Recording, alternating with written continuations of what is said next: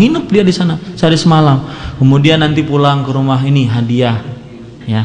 Ini termasuk yang berbau kesyirikan, dan itu sepertinya banyak terjadi.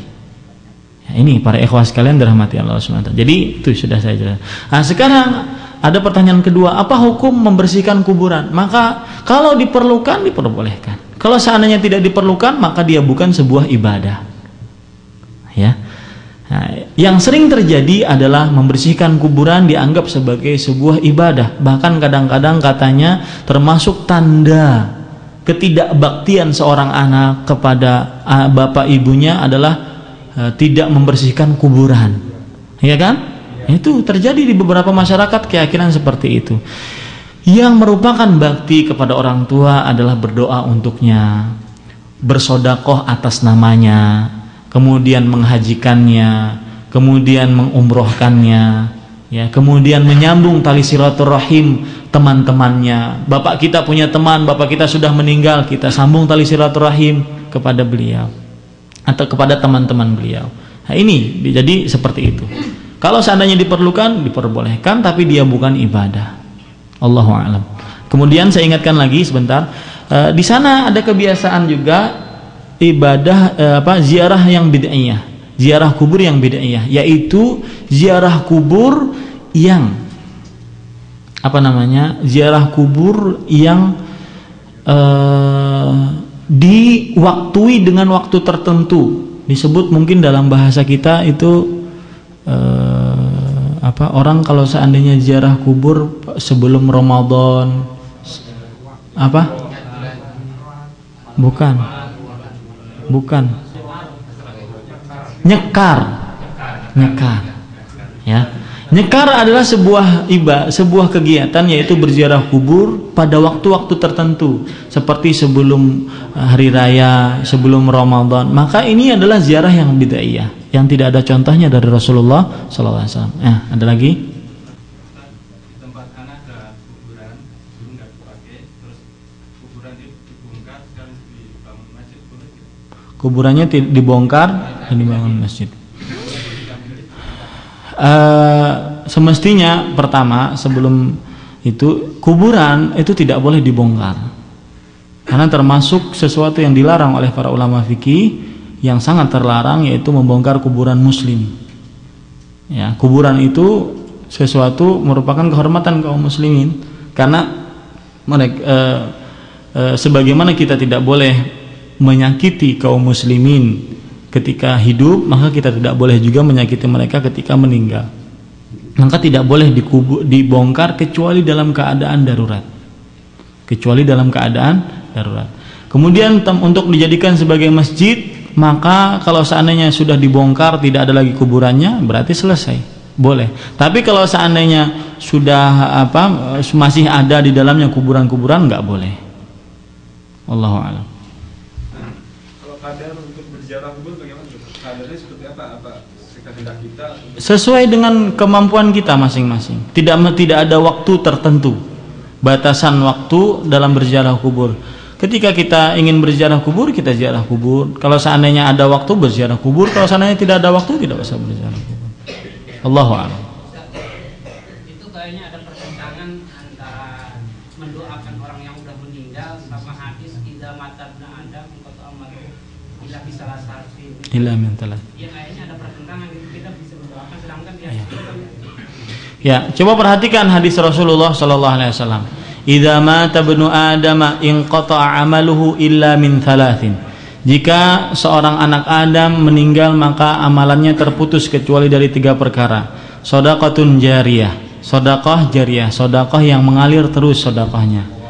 Au ilmun yuntafa'u bihi, atau ilmu yang diambil manfaatnya. Au waladin salihin yad'u lahu, anak yang saleh yang mendoakannya. Jadi tidak ada pertentangan. Anak yang mendoakan orang tuanya akan sampai berdasarkan nas ini. Jadi jawabannya di hadis yang Bapak sebutkan. Kemudian juga itu satu. Yang kedua, orang muslim ketika menyolati seorang jenazah muslim, apa isi sholat? Doa semua. Nah, ini menunjukkan bahwasanya mendoakan seorang muslim baik ketika dia disolati atau ketika dia sudah dikubur atau ketika kita berziarah kubur, maka diperbolehkan. Wallahu a'lam. Maaf, misalnya ya, anak punya teman misalnya ini penomo kan, dia meninggal, dia kan banyak jasa atau saya berutang pada dia kan, utang budi lah. Terus daripada anda memberikan gelar pahlawan atau apa kayak kan, anda membangunkan selama dia masjid atau tempat-tempat umum lah, tempat ibadah atau apa. Misalnya masjidnya sama penomo ini.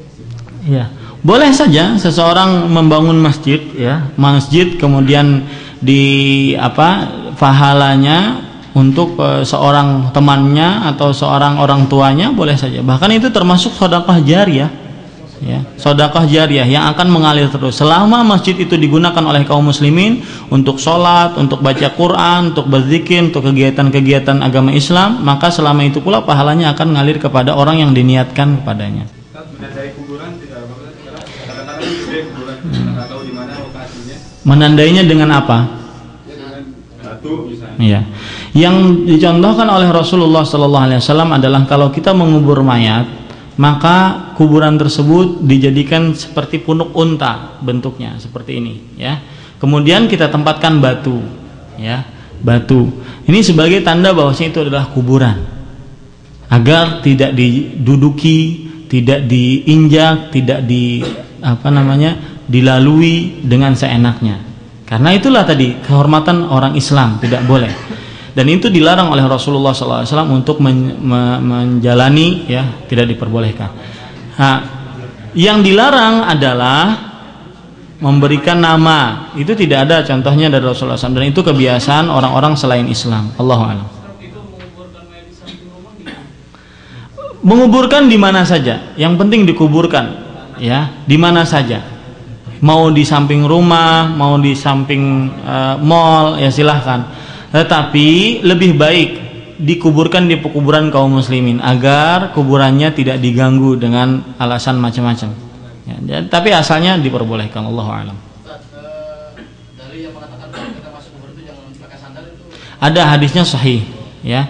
Kalau Rasulullah SAW pernah melihat seseorang masuk pekuburan dengan memakai sendal, kemudian disuruh lepas oleh Rasulullah SAW. Disebutkan oleh Imam Albani dalam kitabnya Ahkamul Janaiz. Ya, kecuali kalau seandainya banyak duri-duri, maka pada saat itu hukum darurat berlaku. Allahu a'lam. Jadi pekerjaan sebagai pembuat desain dan ornamen-ornamen kuburan itu semestinya tidak benar. Pekerjaannya disebut. Ya, tidak benar pekerjaannya. Ya, mengkeramiki kuburan, kemudian menyemeni kuburan, itu tidak ada contohnya dari Rasulullah SAW. Ya. Ya, sudah saya jelaskan tadi, ya, bahwasanya itu sesuatu yang menyerupai orang-orang Yahudi dan ataupun Nasrani. Cukup dengan batu atau dengan kayu. Jadi nisan, beli saja nisannya, tapi yang kosongan. Baik, para ikhwan, sudah cukup ya. Kita mau asar. Subhanakallah bihamdika asyhadu an la ilaha illa anta astaghfiruka wa atubu ilaik. Wassalamualaikum warahmatullahi wabarakatuh.